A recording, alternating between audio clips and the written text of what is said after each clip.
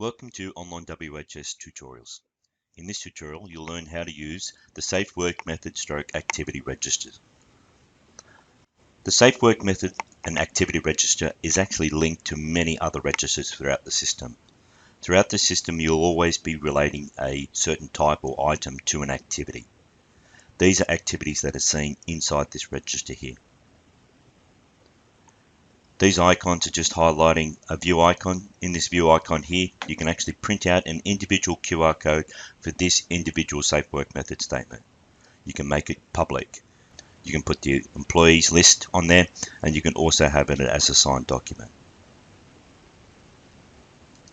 Back to go to the main register, but you can also print a QR code for the entire register. So by scanning this QR code, you can actually make it via individual site. It'll only pick up all the Safe Work Methods or activities relating to that site.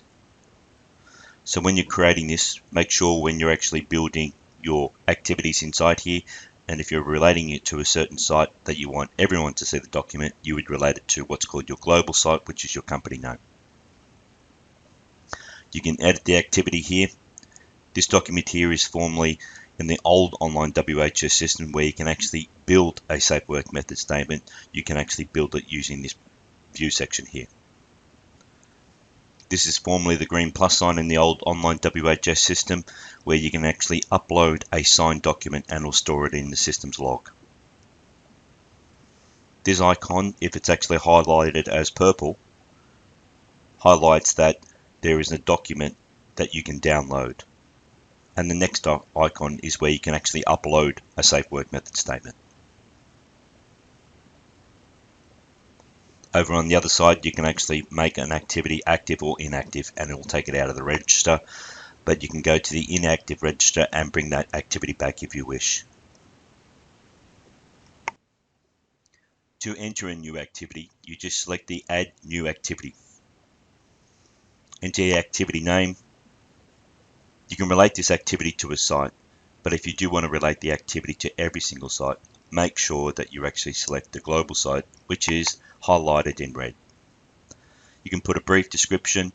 You can use qualifications inside there, but these fields only will just populate some data. It won't do anything inside the system.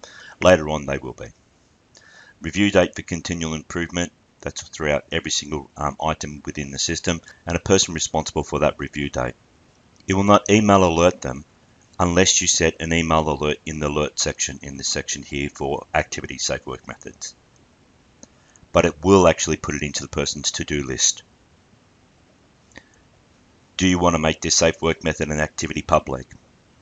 That means that when you scan the QR code, it will actually bring up the Safe Work Method on that person's phone where they can actually view it and download it without even entering a username and password.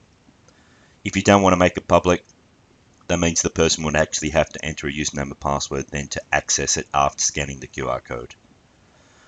Do you want your employee list on the form? Well, if it's something that the general public can see, the answer would be no.